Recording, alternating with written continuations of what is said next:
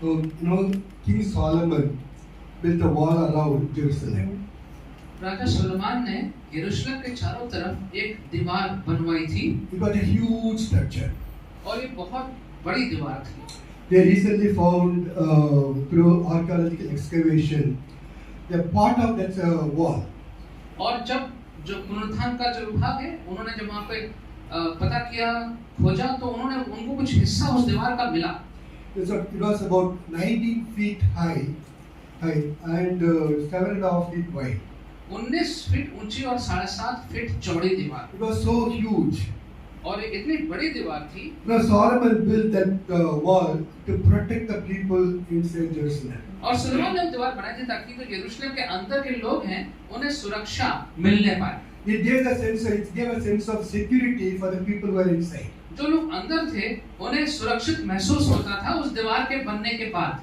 Living inside a huge wall always gives you the feeling of superiority. और जब इतनी बड़ी दीवार के अंदर रहते हैं तो आपको बड़ा सुरक्षित और बड़ा महसूस होता है। It also gives respect in the eyes of other people or your neighbors. और जो आपके आसपास के लोग हैं पड़ोस हैं उनकी दृष्टि में भी आप बड़े बन जाते हैं। While they built this huge visible wall, और जब ये बहुत बड़ी दीवार जो दिखाई देती थी, they forgot to build another wall and the invisible wall.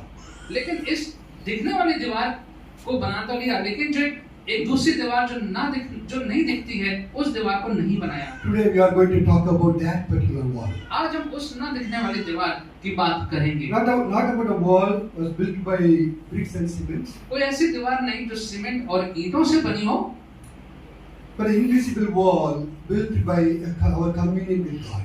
लेकिन एक अदृश्य दीवार जो बनती है हमारे परमेश्वर के साथ, जो हमारे जो संबंध है उसके द्वारा बनती है। Please turn with me to the scripture portion that we read today. आज का जो पाठ पढ़ा गया उसको मेहरबानी से निकाल लीजिए। Ezekiel chapter 13 verses 1 to 14. यहेजकेल उसका 13वां अध्याय 1 से 14। Now Ezekiel was called to ministry when he was about 30 years of age. जब यहेजकेल करीबन 30 वर्ष का था तब उसको बुलाहट आई थी परमेश्वर की सेवा करने की। When he was in exile in Babylon, God called him for his ministry. और जब वो वनवास में था बेबीलोन में तब परमेश्वर ने उसको ये बुलाहट दी थी। God gave him twofold ministry. परमेश्वर ने उसको दो प्रकार की सेवकाएं दी थी। To remind the exiles of their sin. कि जो वहाँ के जो लोग हैं उनको याद दिलाए कि उनके पाप क्या हैं। Secondly, to encourage them concerning God's plan for their future. और उन लोगों का प्रोत्साहन बढ़ाए और उनको बताएं कि परमेश्वर की योजना उनके जीवन के लिए क्या है। The chapter that we read mainly focuses on the false prophets of their time. जो 13वां अध्याय का जो आज हिस्सा पढ़ा गया वो मुख्य तौर से याद दिलाता है हमें जो झूठे भविष्यवक्ता उस समय के थे उनके संदर्भ में बातचीत हो रही है। God brings series of accusation against his prophets. और जो भविष्यवक्ता थे उनके विरोध में बहुत से उन पे अंकुश लगाए गए थे। In verse 2 he says they prophesy out of their own imagination. और उनके बारे में परमेश्वर कह रहे हैं कि ऐसे ये जो झूठे भविष्यवक्ता हैं ये अपने खुद के सोच विचार के हिसाब से भविष्यवाणियां करते हैं। In verse 3 he says they were foolish prophets, they follow their own spirit and they have seen nothing. और लिखा हुआ है कि उन मूढ़ भविष्यवक्ताओं पर जो अपने ही आत्मा के पीछे भटक जाते हैं। They have not grown up to the break in the wall to repair it. और वो verse 5 तुमने नाकों पे चढ़कर इज़राइल के घराने के लिए भीत नहीं सुधारी जिससे वे यहोवा के दिन युद्ध में स्थिर रह सकेंगे। Verse 6 he says their visions are false and their divination is a lie. वे लोग जो कहते हैं यहोवा की यह वाणी है उन्होंने भावी का और व्यर्थ और झूठा दावा किया है और तब भी यह आशा दिलाई कि यहोवा का वचन पूरा करेगा तो भी यहोवा ने उन्हें नहीं भेजा। Then verse 10 he says they led my people astray saying peace peace when there is no peace. क्योंकि उन्होंने शांति है ऐसा कहकर मेरी प्रजा को बहकाया है जबकि शांति नहीं है। And verse 10 he says when the Philistine wall was built they covered it with whitewash. और उन कच्ची लेसाई करने वालों से कहे कि वो गिर जाएगी क्योंकि बड़े जोर की वर्षा होगी और बड़े बड़े ओले गिरेंगे और प्रचंड आंधी से। You know, in this verses, you can see God's anger against the prophets of Israel. और यहाँ हम देख सकते हैं परमेश्वर का जो क्रोध है जो इन भविष्यवक्ताओं के विरोध में है। We are not going to look at all the complaints that the Lord had made. हम सारे जो यहाँ पे तुलना करेंगे उनको तो नहीं देखेंगे, But we want to look at two accusations God brought out against the nation, because it not only involves the prophets but also involves the people. लेकिन दो बिंदु देखेंगे निंदा के जो परमेश्वर ने यहाँ पे करे हैं, क्योंकि वो केवल भविष्यवक्ताओं के विरोध में नहीं है लेकिन लोगों के विरोध में भी दो बातें परमेश्वर ने विरोध में कही। The first one was found in verse 5. जो पहली बात है वो हमें 5वें पद में मिलती है। Someone please read verse 5. We have not gone up into the breaches, or built up a wall for the house of Israel, that it might stand in battle in the day of the Lord. In Hindi. तुमने नाकों में चढ़कर इस्राएल के घराने के लिए भीख नहीं सुनाई, जिससे वे यहोवा के दिन में स्थिर रह सकें। You have not gone up to the break in the wall to repair it. तुमने नाकों में चढ़कर इस्राएल के घराने के लिए भीख नहीं सुनाई। What does God mean by break in the wall?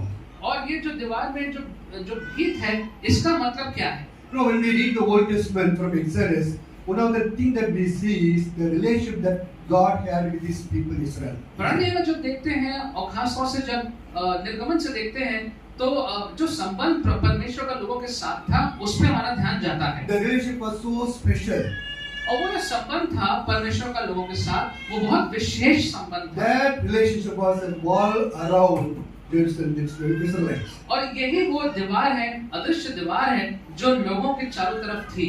That relationship was a protection around His people. ये जो संबंध था यही उनकी सुरक्षा थी उन लोगों की। No other nation was allowed to touch Israelites. कोई भी दूसरा देश इजरायलियों को छू नहीं सकता था। But as we read further, we see a distinctive change in the relationship they had. लेकिन जब आगे पढ़ते तो हम देखते हैं कि अलग-अलग प्रकार से उस संबंध में बदलाव आ गया। We see a breach in the wall. हम देखते हैं कि जैसे उस दीवार में एक दरार आ गई। We see a breach in the relationship of the wall. उनके संबंधों में उस दीवार रूपी संबंध में भी एक दरार आ गई। We see a break in the wall of relationship. जो उनके संबंध रूपी जो दीवार थी उसमें हम एक दरार देखते हैं। The break appeared because और ये दरार वहाँ पर क्यों आई? they did not want to be under God's control, but wanted to be completely free. क्योंकि वो परमेश्वर के नियंत्रण में नहीं रहना चाहते थे, वो पूर्ण रूप से मुक्त हो जाना चाहते थे। They started going away from God and live according to the way they wanted. और वो अपने आप को परमेश्वर से दूर ले जाने लगे और अपने इच्छा अनुसार अपना जीवन व्यतीत करने लगे। They stopped following God's law. परमेश्वर के व्यवस्था को उन्होंने अनुसरण करना बंद कर दिया And they started following other gods in their lives. और दूसरे देवी देवताओं के पीछे जाने लगे। Because of this, God was very angry with the nation, and there was a break in their relationship. और इस कारण से परमेश्वर उनसे बहुत क्रोधित था और इसी के कारण उनके संबंध में वो दरार आ गई थी। That is what God means, break in the wall. इसी का मतलब है जब परमेश्वर कहते हैं कि दीवार में एक दरार आ गई है। There was a break in the relationship of the wall. क्योंकि उस दीवार के रूप में देखते हैं कि एक दरार आ गई, संबंध में एक दरार आ गई There was gap in the wall. और उस दीवार में एक खाली जगह बन गई थी। Someone can please read Ezekiel chapter 18 verses 9 to 11. Ezekiel chapter 18 verses 18:9 से 11। 9 to 11.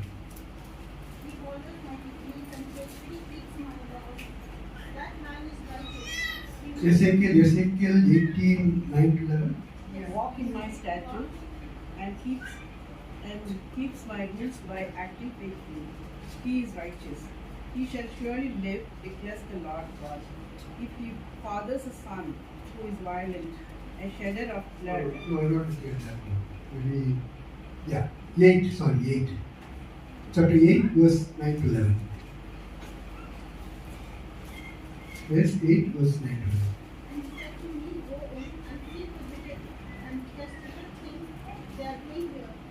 So I went in and looked, and I saw portrayed all over the walls all kinds of crawling things and unclean animals and all the idols of Israel.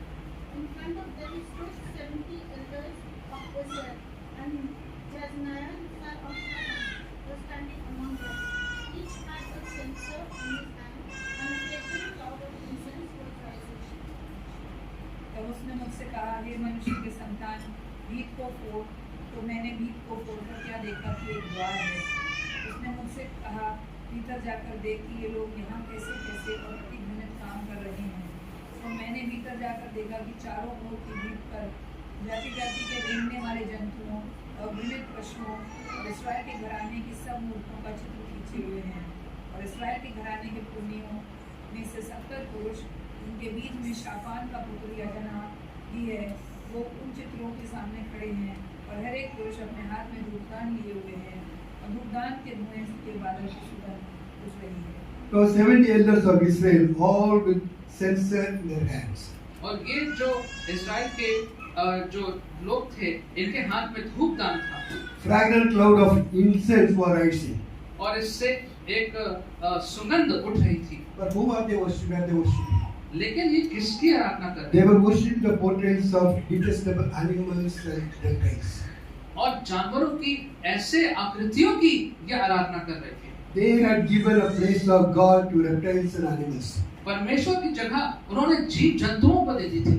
The moment they gave the place of God to something else that was not God, there was a break in the relationship. और जब उन्होंने परमेश्वर का स्थान इन जीव जंतुओं को दे दिया, उसी क्षण उस दीवार में वो दरार पड़ गई। You know, breaking the relationship with God is a pitiable thing a human being can do. और एक मनुष्य इससे ज्यादा और लानत की बात क्या हो सकती है, दुख की बात क्या हो सकती है कि परमेश्वर के संबंध में इस प्रकार से दरार पड़ जाए। There was a gap in the relationship between God and Israelites. Israel और परमेश्वर के बीच में दीवार में ये अब एक खाली स्थान बन गया था। But the break did not happen in a single day. लेकिन ये जो दरार थी, ये जो खालीपन था, वो एक दिन में नहीं आया। It happened gradually. ये धीरे धीरे ये दरार आई। There are many reasons. इसके बहुत से कारण हैं। Number one, they did not believe in God's word. पहली बात तो ये कि परमेश्वर के वचन में इनका विश्वास नहीं था। Someone please read Ezekiel chapter 12 verse 22. Ezekiel 12:22. 12:22। Son of man, what is this proverb that you have about the land of Israel, saying, the days grow long and every vision comes to nothing? Also 20 and 49. Chapter 20 verse 49.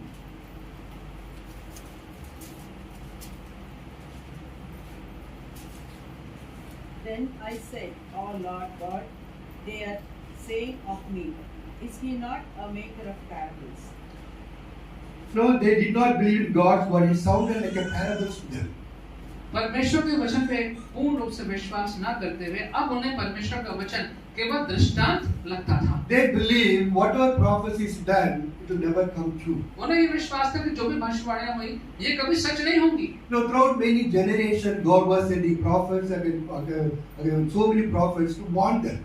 इतने वंशों से परमेश्वर उनके पास नबी भेज रहा था, उन्हें चेतावनियां दे रहा था परमेश्वर। And was telling that there is a break in our relationship. और वो नबी उनको बता रहे थे कि तुम्हारे संबंध में एक दरार आ चुकी है। Because the sin in your life, there is a break in your क्योंकि relationship. तुम्हारे जीवन में पाप के कारण परमेश्वर के संबंध में एक दरार आ चुकी He है। said, repent and break, join the wall together. और संदेश ये था कि तुम अपने पापों से पश्चाताप करो और इस दीवार की जो दरार है उसको सही करो। He also said, if you don't do it, you will be punished. और ये भी कहा गया था कि नहीं करोगे तो फिर तुम्हें इसकी सजा मिलेगी। But they did not believe his words.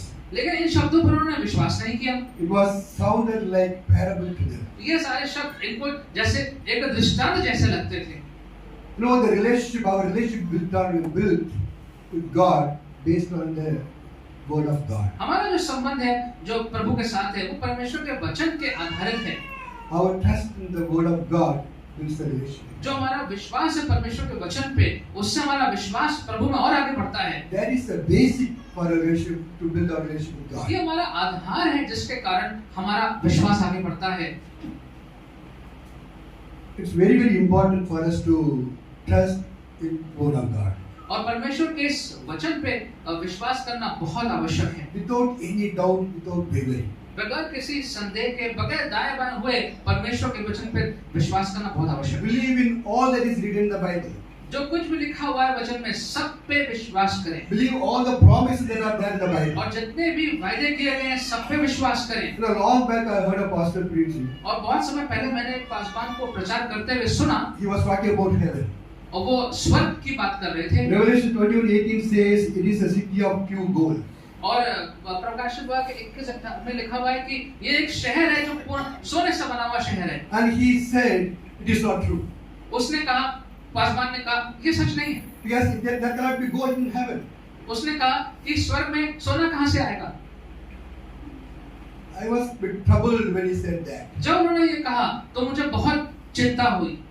You know, if the Bible says it is a city of gold, it is a city of gold. अगर वचन में लिखा है कि वो सोने का शहर होगा तो क्यों नहीं होगा? Because God does not lie. क्योंकि परमेश्वर झूठ नहीं बोलते। And the word of God is written by God himself. और परमेश्वर का वचन स्वयं परमेश्वर ने ही लिख के दिया है। It is the word of God, not written by human. परमेश्वर का वचन है, इंसान ने इसकी रचना नहीं करी है। God inspired people to write whatever he wanted to write. और परमेश्वर ने लोगों को प्रोत्साहन दिया और परमेश्वर की एनकरेजमेंट से ही लोगों ने इसको लिखा है। If you say it is not true, then actually you are doubting God. अगर आप कह रहे हैं कि ये सच नहीं है तो आप परमेश्वर पे संदेह कर रहे हैं। Just believe what God says in the Bible, because that is going to build your relationship with God. जो वचन में लिखा है उसे विश्वास कीजिए, क्योंकि उसी से आपका संबंध आगे No, बढ़ेगा। relationship between God and man was broken in Garden of Eden. परमेश्वर के साथ मनुष्य का जो संबंध था वो आदम की वाटिका में टूट गया था। Why? क्यों? Because they did not believe in God's word. क्योंकि उन्होंने परमेश्वर का जो वचन था उस पर विश्वास नहीं किया। They did not believe what God said to them. जो परमेश्वर ने उनसे कहा था उस पर विश्वास नहीं किया, That is why the relationship was broken. इसलिए वहां पे वो संबंध टूट गया था। No, to believe in God's word is the basic for our relationship with God. परमेश्वर के वचन पर विश्वास करना एक मूल आधार है परमेश्वर के साथ आगे So when बढ़ने you के लिए। read God's word, you believe whatever you read, it is true. जब परमेश्वर के वचन पढ़ते हैं तो विश्वास करें कि जो कुछ लिखा हुआ है वो सच है। If you don't believe that, then your relationship cannot be built with God. अगर आप उस पर विश्वास नहीं करेंगे तो आपका संबंध प्रभु के साथ आगे नहीं बढ़ पाएगा। If you are reading the Bible with so much of doubt in your heart, you won't be able to build a relationship with God. अगर बहुत शंका के साथ वचन को पढ़ते हैं तो फिर आपका संबंध प्रभु के साथ आगे नहीं बढ़ पाएगा। Yeah, that is the basic for to build relationship with God. क्योंकि प्रभु के साथ आगे संबंध बनाने का यही मूल आधार है उसका वचन। When you doubt God's word, you doubt God. जब परमेश्वर के वचन पर संदेह करते हैं तो परमेश्वर पर भी संदेह करते हैं। When you doubt God, you won't be able to build a relationship with Him. अगर आप परमेश्वर पर इतना संदेह करेंगे तो उसके साथ संबंध आगे नहीं बना पाएंगे। Here, Israelites did not believe God's word, therefore there was a break in their relationship और with यहाँ God. पे इस्राएली जो थे वो परमेश्वर के संबंध पे को विश्वास नहीं कर पाए, इसलिए उनके संबंध में ये रुकावट आ गई। The second reason was जो दूसरा कारण था वो ये, they did not listen to God. उन्होंने परमेश्वर की बात को नहीं माना। They refused to listen to God. परमेश्वर की बात को मानने से इनकार कर दिया। Please someone read Jeremiah chapter 44 verses 15 to 17. Jeremiah chapter 44 verses 15 to 17.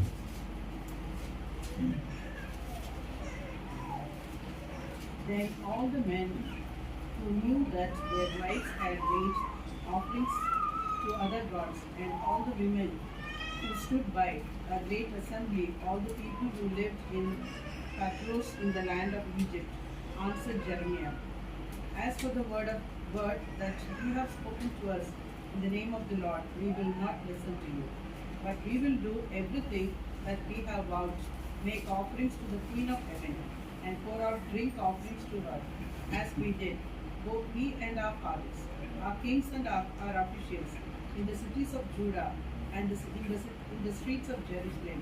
For then we had plenty of food, and prospered, and saw no disaster." तब मिस्र देश के पटरोस में रहने वाले जितने पुरुष जानते थे कि उनकी स्त्रियां दूसरे देवताओं के लिए धूप जलाती हैं, तो जितनी स्त्रियां बड़ी मंडी में पास खड़ी थी, उन सबों ने यिर्मयाह को ये उत्तर दिया, "जो वचन तूने हमको यहोवा के नाम से सुनाया है, उसको हम नहीं सुनने के। जो मन्नतें हम मान चुके हैं, उन्हें हम निश्चय पूरी करेंगे। हम स्वर्ग की रानी के लिए धूप जलाएंगे और तपावन देंगे, जैसे कि हमारे पुरखे लोग और हम भी अपने राजाओं और हाकिमों समेत यहूदा के नगरों में और यरूशलेम की सड़कों में करते थे, क्योंकि उस समय हम पेट भर के खाते थे और भले चंगे रहते थे और किसी विपत्ति में नहीं पड़ते थे। They said two things very clearly here. दो बातें बहुत स्पष्ट रूप से बोली हैं We will not listen to the message that you have spoken in the name of the Lord. कि प्रभु के नाम में जो संदेश दिया गया था हम उसको नहीं सुनेंगे, And we would certainly do everything we promised that we would do. और जो कुछ भी हमने कहा है हम करेंगे, हम उसको करके रहेंगे। We will worship other gods. दूसरे देवताओं का हम आराधना You know, करेंगे। these were the remnant of Israel. ये लोग हैं जो इजराइल के लोग थे, Already Judah had gone into captivity. और जो यहूदा है वो तो पहले ही वनवास में जा चुका है। These were the people who escaped the sword of Babylonians. और जो बेबीलोन से जो कुछ लोग बच गए थे, ये वो लोग हैं। They escaped from Jerusalem and went into Egypt and they were living there. और जो लोग यरूशलेम से बच गए थे वो मिस्र भाग के चले गए थे, वहां रह रहे थे। And Jeremiah went there to turn them towards God. यिर्मयाह वहां पे गया कि वो परमेश्वर के प्रति उनका रुख कर सके। And that is the one, this is the answer they gave Jeremiah when he was trying to bring them back to और God. जब यिर्मयाह उनको प्रभु के पास वापस लेके आना चाह रहा था, ये जवाब उन्होंने यिर्मयाह को दिया। They did not want to listen to God even after all they experienced and they saw in their own eyes. और अपनी आंखों में जितना भी अनुभव उनको परमेश्वर का रह चुका था, उसके बावजूद वो प्रभु के बात को नहीं मानना चाह रहे थे। Even after witnessing their eyes the fulfillment of the promises that God made. और जितने भी प्रभु ने वायदे किए थे, सब पूरा होते देखने के बाद भी उन्होंने प्रभु की बात पे यहाँ पे इनकार कर दिया। God fulfilled all the prophecy He made against those nations. जितने भी परमेश्वर भविष्यवाणियां दी थी उन दूसरे राज्यों के खिलाफ, वो सारी पूरी हो गई थी। ये देखा था इन लोगों ने। God wiped Jerusalem and Judah and they went into captivity. और ये सब लोग जो थे वो अब बंधुआई में जा चुके थे। God wanted the prophets. God wanted them to do prophets. और परमेश्वर ने उन्हें नबियों के द्वारा उन्हें चेतावनियां दी थी, But still they did not want to listen to God. लेकिन फिर भी वो परमेश्वर की आवाज को नहीं मानना चाह They रहे थे। did not want to be under God's control. वो परमेश्वर के नियंत्रण के अधीन नहीं होना They चाह रहे just थे। wanted to live the way they wanted. वो अपने ही मन से अपना जीवन व्यतीत करना चाह रहे The थे। third reason for the break in the wall was their disobedience to God. और जो तीसरा कारण था उनका जो दीवार टूट गई थी, वो ये थी कि वो परमेश्वर के प्रति अनाज्ञाकारी थे। Now someone read please Exodus chapter 20 verse 1 to 5. Not 1 to 5. Yeah, just one verse. Two verses. Verse 3. You can read verse 3 only. Exodus 20 verse 3. You shall have no other gods before me. You shall have no other God before me. और मेरे अलावा तुम्हारा कोई भी और परमेश्वर The नहीं होगा। literal meaning was you shall have no other God before my face. और इसका प्रत्यक्ष मतलब ये है कि मेरे सामने कोई और देवता देवी को लेके ना आना। The meaning of the command is no God should be worshipped in addition to Yahweh. इसका मतलब था कि मेरे अलावा, मेरे अतिरिक्त किसी भी और देवी देवता की आराधना उपासना मत करना। The same chapter if you read verse 23 says, do not make any gods alongside of me. और आगे 23 में लिखा है किसी और देवी देवता की आकृति कोई भी ऐसी बात मेरे साथ में न करना। What God is saying is, don't think there are other gods alongside of me. परमेश्वर क्या कहना चाह रहे हैं? वो क्या कह रहे हैं? ये मत सोचो कि मेरे साथ में मेरे अलावा और भी दूसरे देवी देवता I am the only one and there's none beside me. मैं ही एकमात्र हूँ और मेरे अलावा और कोई नहीं है। Let your faith and the relationship built on this fact. और आपका विश्वास इस सत्य पे आधारित हो। This is the truth on which we build the relationship with God. ये वो सत्य है जिस पे हम अपना संबंध को आधारित करते हैं परमेश्वर के There साथ। are no other God except one God with whom we build the relationship. कोई और देवता नहीं है, केवल हमारा परमेश्वर यहोवा जिस पे हमारा संबंध आधारित है। But Israelites again and again disobeyed this particular command. लेकिन इजरायलियों ने बार-बार इस आज्ञा का उल्लंघन किया They worshipped lot of other gods along with this Yahweh. और यहोवा के साथ में बहुत से दूसरे देवी देवताओं की भी आराधना उपासना करते रहे। No, when they broke this command, जब उन्होंने इस आज्ञा को तोड़ा, when they considered Yahweh as one of the gods, जब उन्होंने कहा कि यहोवा तो कईयों में से एक परमेश्वर है, they did not feel the need to obey any of these other commands. तो फिर जो यहोवा के दूसरे व्यवस्था के नियम थे उनको भी पूरा करने के उनके अंदर कोई ऐसी लालसा मनसा नहीं आई, Because they thought he was one of the gods. क्योंकि उन्होंने लगा कि ये तो कईयों में से एक परमेश्वर So है। we don't need to also obey all the commandments that they तो फिर सारे आदेश जो यहोवा ने दिए हैं उन्हें मानने की क्या आवश्यकता है? So they broke every command that God gave. तो इसलिए जितने भी आदेश परमेश्वर ने दिए थे उन सारे का उन्होंने तोड़ दिया। Our faith is built on the fact that there is no other God except the God of the Bible. हमारा विश्वास इसी सत्य पर आधारित है कि हमारा एक ही परमेश्वर है जो वचन बताता है, यहाँ पे उसके अलावा कोई परमेश्वर नहीं। This is the basic for our faith. ये आधार है, मूल है हमारे विश्वास If a के। person does not believe in this fact अगर कोई व्यक्ति इस सत्य पे विश्वास नहीं करता है and believe there are a lot of other gods along with our God, और विश्वास करता है कि नहीं नहीं और भी दूसरे देवी देवता हैं हमारे यहोवा के साथ में, then he cannot be a Christian at तो all. फिर वो मसीह नहीं हो सकता। He cannot be a Christian who believe there are so many gods along with the वो Yahweh. व्यक्ति मसीह नहीं हो सकता जो विश्वास करता है कि यहोवा के साथ और भी दूसरे देवी देवता There हैं is no other God except Jesus and Jesus alone is. और यीशु के अलावा कोई भी और दूसरा परमेश्वर नहीं है। That is the basis for our faith on God. ये हमारा आधार है जब हम परमेश्वर पे विश्वास करते हैं। The moment Israel started worshiping other gods along with Yahweh, their relationship with God, the Yahweh, was broken. और जैसे ही इस्राएलियों ने यहोवा के साथ दूसरे देवी देवताओं के आराधना उपासना शुरू करी, उनका संबंध यहोवा के साथ टूट गया। God says there is a break in the wall. परमेश्वर ने कहा कि हमारी इस दीवार में अब एक रुकावट आ गई है। Again, please read the verse 5. Ezekiel chapter 30, verse 5. You have not gone up into the breaches or built up a wall for the house of Israel, that it might stand in battle in the days of the Lord. Yes, indeed. Ezekiel 30, verse 5. तुमने नाकों में चढ़कर इस्राएल की घराने के लिए रीत नहीं सुधारी, इससे वे यहोवा के विरुद्ध में स्थिर रह सकते हैं। No, you have not gone up to break in the wall to repair it. तुमने नाकों में चढ़ के भीत नहीं सुधारी। Verse 4 says, you are like jackals among the ruins. चौथे पद में लिखा है कि तेरे भ्रष्टता खंडरों में ही लोमड़ियों के समान बने। You know, the jackals always find their homes among the ruins. जो लोमड़ियां हैं वो ऐसे खंडरों में अपना घर ढूंढ लेती हैं।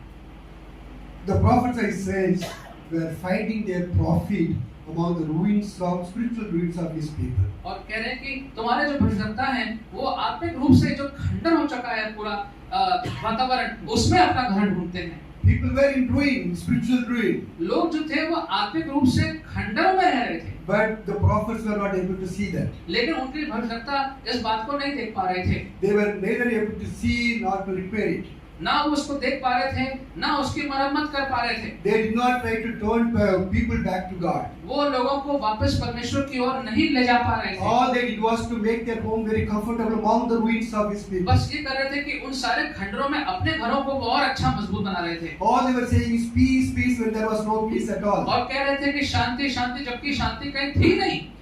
They were just saying something that people wanted to hear, what Yeah. people wanted to hear. बस वही कह रहे थे जो लोग अपने कानों से सुनना चाह रहे थे। God says we did not see the break in the wall. परमेश्वर कह रहे हैं कि तुमने उस दीवार में दरारों को, रुकावटों को नहीं देखा। You did not see people are gone away from me. तुमने ये नहीं देखा कि लोग मुझसे दूर जा रहे हैं। There's a big gap in the relationship that I had with my people. और एक बहुत बड़ा दरार आ चुकी है मेरे और लोगों के संबंध के बीच में। There's a big great break in the wall. और एक बहुत बड़ी टूट चुकी है दीवार, रुकावट आ चुकी है But my बीच में। prophets who called by my name did not see that. लेकिन जो भविष्यवक्ता मेरे नाम से आगे प्रचार करते हैं, उन्होंने इसको देखा नहीं। And I believe today there is a break in the wall. और मेरा विश्वास है कि आज भी उस दीवार में एक दरार है There is a break in the relationship that Christians have with their God. और मसीहों की हमारे परमेश्वर के साथ जो विश्वास है उसमें संबंध में एक दरार है। Now there are so many Christians who do not even know that they can build a relationship with God, the Lord Jesus. इतने मसीह जिनको यही नहीं मालूम है कि यीशु मसीह के साथ वो अपना एक व्यक्तिगत संबंध बनाना है उनको। They neither believe nor believes God's word or not listen to Him. ना ही परमेश्वर के वचन पे वो मसीह विश्वास करते हैं, ना ही परमेश्वर के आज्ञा का पालन करते हैं। They live the way they want. जैसा चाहते हैं मन से अपना जीवन व्यतीत करते हैं। So God says there is a break in the wall. और परमेश्वर यहाँ पे कह रहे हैं कि उस दीवार में एक दरार आ चुकी है। No, people are living with a gap in the relationship with God. और उस दरार के साथ में लोग जो है वो अपना जीवन व्यतीत कर रहे हैं। But the servants of God, instead of trying to repair that wall, living the way they want. और जो परमेश्वर के भक्तता हैं वो बजाय उस दरार को जाके मरम्मत करने के वो अपने जीवन अपने मन के अनुसार व्यतीत कर रहे हैं। Servants of God busy earning their own livelihood. और जो परमेश्वर भक्तता हैं वो अपने ही कार्य में लगे हुए हैं। They are trying to earn money among the ruins of His own people. और जो लोगों का जो खंडर है उन खंडरों में ही वो अपना लालन पालन कर रहे थे। People preach only what people want to hear. It's और- our speech. और बहुत से लोग वही प्रचार करते हैं जो लोग बैठ के सुनना चाहते हैं। They are afraid if you speak anything true, they may leave the church and you lose your income. उनको भय रहता है कि अगर ऐसा प्रचार करेंगे जो लोगों को पसंद नहीं आया तो क्या पता लोग छोड़ के चले जाएंगे, आमदनी बंद हो जाएगी। They do not even want to see the break in the wall. और इसलिए वो उस दीवार में जो दरार है उसको देखना भी नहीं चाहते। They only preach the words of blessing to people. और वो हमेशा आशीष वचनों पर ही प्रचार करते हैं। God says you are jackals among the ruins. और परमेश्वर कहता है तुम जो हो लोमड़ियों का समान हो उस आत्मिक खंडर के बीच में। You are living among the ruins of my spiritual ruins of my people. और मेरे लोगों का जो ये खंडर जैसी परिस्थितियां, आत्मिक परिस्थितियां, उसके बीच में तुम अपना कमा रहे हो। Israel did not believe in God's word, did not listen to Him, and refused to obey Him.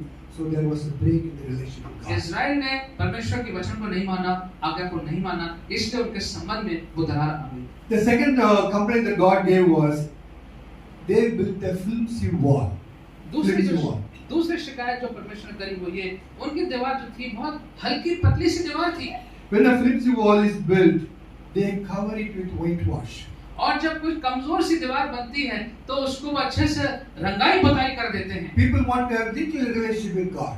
और लोग जो हैं परमेश्वर के साथ छोटे छोटे संबंध बनाना चाहते हैं। They live the way they wanted, but they also went to temple. तो जिस प्रकार से वो अपना जीवन व्यतीत करना चाहते थे वो भी करते थे, साथ में परमेश्वर के मंदिर में भी जाते थे। They sought Him only if they wanted Him. जब वो परमेश्वर को किसी कार्य के लिए चाहते थे तभी उसके पास जाते थे। Whenever there was a problem, war, famine, they went to God. जब कोई समस्या आती थी, लड़ाई होती थी, सूखा पड़ता था, तब परमेश्वर के पास जाते थे। No, we see this from the book of Judges onwards. और ये हमें न्यायों की किताब से आगे पढ़ने को देखने को मिलता है। Even in the time of kings it happened. और जो राजा थे उनके समय में भी हमें देखने को मिलता है। They just had a very casual relationship with God. और एक बहुत उनका साधारण सा संबंध परमेश्वर के साथ था। They went to the temple of God. परमेश्वर के भवन में जाते थे। They also went to the temple of Molech. और मोलेक के भवन में जाके वहां भी जाते थे। In Ezekiel 23:39, God says, on the very day they sacrificed their animals and children to Molech, they also came into the temple. और आगे लिखा है यहेजकेल में कि उन्होंने मोलेक के भवन में वहां मंदिर में जाके बच्चों की बलिदान किया और इसके बाद मेरे भवन में भी आ गए। They go there and come here also. वहां भी जाते हैं, यहाँ पर भी आते हैं। They had a very, very casual relationship with God. प्रभु के साथ एक बहुत ही कमजोर सा साधारण सा संबंध। They just pretend to be holy. और सिर्फ दिखावा करते हैं पवित्र होने का। God called it flimsy wall. और परमेश्वर कहते हैं ये बड़ी कमजोर सी दीवार है। No, we see sometimes the buildings are being built in Lucknow. जब लखनऊ में देखते हैं कुछ इमारतें जो बनती हैं, If you see while they were building, you will see a very flimsy wall. और जब वो बन रही होती हैं आपको शायद दिखेगा कि इनकी दीवारें बड़ी कमजोर हैं। You will see sometimes if there was heavy wind, the wall may collapse. कभी शायद अगर बहुत ज्यादा आंधी चली तो दीवार ही गिर गई। But after a few months, if you see it is completely whitewashed and painted, look very straight, then it start looking very strong. और कुछ समय के बाद देखते हैं तो उसका पूरा नजरिया बदल जाता है, उसकी पुताई हो जाती है, अब वो दिखने में बड़ी मजबूत लगती है। That's what the prophets and Israel did. और यही बात इजराइल के भविष्यवक्ताओं ने करी। Instead of telling the people your wall is flimsy, they just whitewashed it. और बजाय ये लोगों से कहने के कि तुम्हारी दीवारें जो हैं कमजोर हैं, उन्होंने इन दीवारों को सिर्फ उनकी पुताई कर दी। They whitewashed it saying peace, peace. और पुताई करके वो कहते हैं कि हाँ सब कुछ ठीक है, हर जगह शांति है। There will be no peace when your relationship is broken. When your wall is broken, there will be no peace.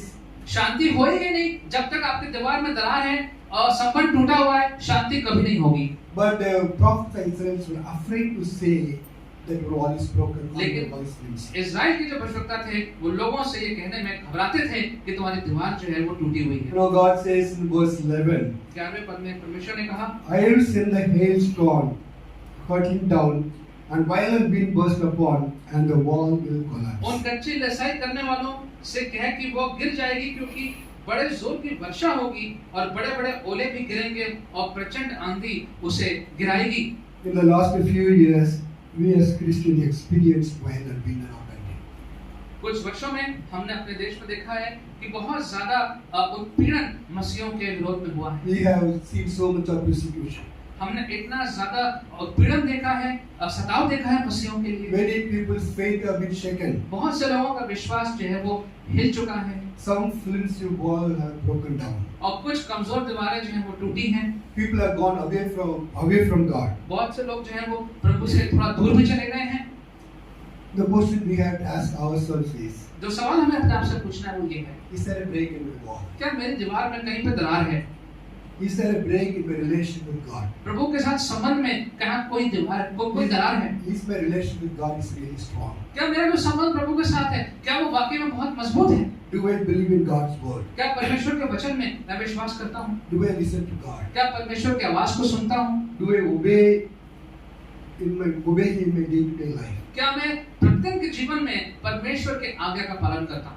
Is my wall very strong or is it a flimsy wall? क्या मेरी दीवार जो है प्रभु के साथ संबंध वाली वो मजबूत है या कमजोर है? No, God, coming to church on Sunday and forgot about God throughout the week is a flimsy wall. अगर इतवार को कलीसिया में आते हैं लेकिन पूरे हफ्ते प्रभु को भूल से जाते हैं तो वो एक इस बात का चिन्ह है कि हमारी दीवार कमजोर है। If you are spending so much of time in things that are not beneficial away from God, then you are building a flimsy wall. अगर बहुत समय हमारा उन चीजों में जा रहा है जो हमारे लिए किसी आत्मिक रूप से किसी भी काम की नहीं है तो फिर हमारी दीवार शायद कमजोर If you है। are avoiding spending time with God in your day-to-day life, you are building a flimsy wall. अगर आप परमेश्वर से संबंध बनाना नहीं चाहते या समय कम देना चाहते हैं, बहाने आपके पास हैं, तो फिर आपका जो दीवार है वो कमजोर दीवार है।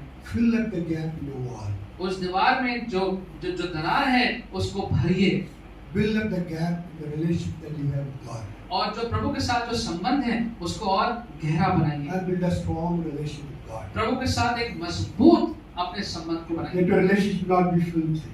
आपका जो संबंध है वो बहुत हल्का कमजोर ना हो। If your relationship is really strong, when you face adverse situation, you will stand strong. जब आपका जो संबंध है वो मजबूत रहेगा तो जब विषम परिस्थितियां आती हैं तभी आपका विश्वास मजबूती से अटिक रहेगा, बना रहेगा, Because the wall will protect you. क्योंकि वो आपकी जो संबंध की दीवार है वो आपको बचाएगी। The relationship with God which you have will protect you. जो संबंध आपका प्रभु के साथ है वही आपको बचाएगा।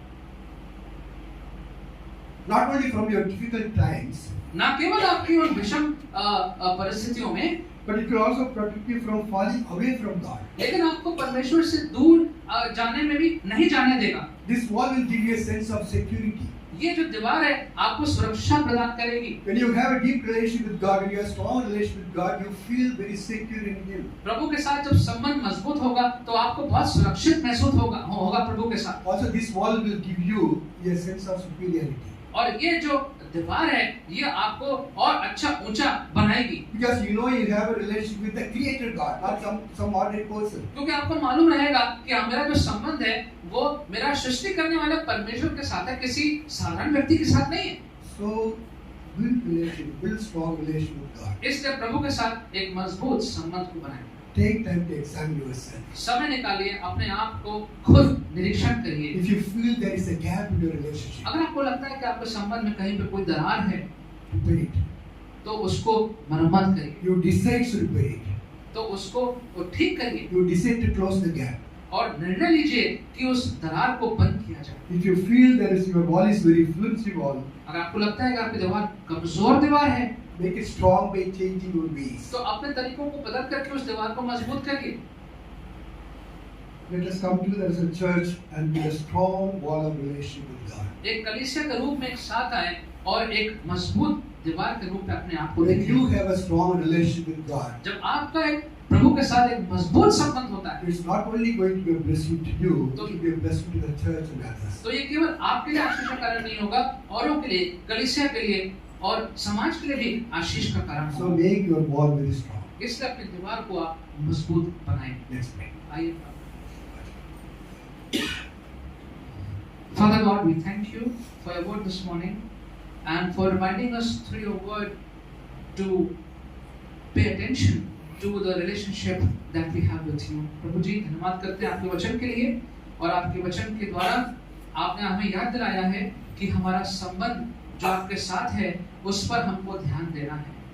Help us God to examine the strength of a relationship with you. Help us, Lord, to examine whether our walls are thin, whether we have gone astray, or whether we are obedient to you or not. प्रभु जी होने दीजिए कि हम इस बात को अपने जीवनों में निरीक्षण करें कि हमारा संबंध आपके साथ मजबूत है कि नहीं, हम आपके वचन पर विश्वास करते हैं कि नहीं, आज्ञाओं को मानते हैं कि नहीं, या हमारा जीवन कहीं आपसे कहीं भटक तो नहीं गया है. Help us, Lord, to take this up very seriously. प्रभु जी हम इस बात को बहुत ध्यान से इस पे विचार करें. Help us, Lord, to not neglect it, but to come to you with this broken wall and ask you for forgiveness and to fill it. प्रभु जी होने दीजिए कि हम इस टूटी हुई दीवार को नजरअंदाज ना करें, लेकिन इस टूटे हुए दीवार को लेकर के आपके पास आए और प्रभु जी आपके प्रेम से, आपकी क्षमा से इस दीवार को पूर्ण रूप से मजबूत बनाने पाए. Help us, Lord, to be obedient to you. Help us, Lord, to trust in you, and help us, Lord, to continue to build a strong relationship with you. प्रभु जी होने दीजिए कि हम आपके वचन पे विश्वास करते रहें, आपकी आज्ञा का पालन करते रहें, और ये जो अदृश्य दीवार है, जो आत्मिक दीवार है, प्रभु जी इसको हमारी दीवार और मजबूत बनती है. Thank you, Lord, for blessing us with your word in Jesus' name.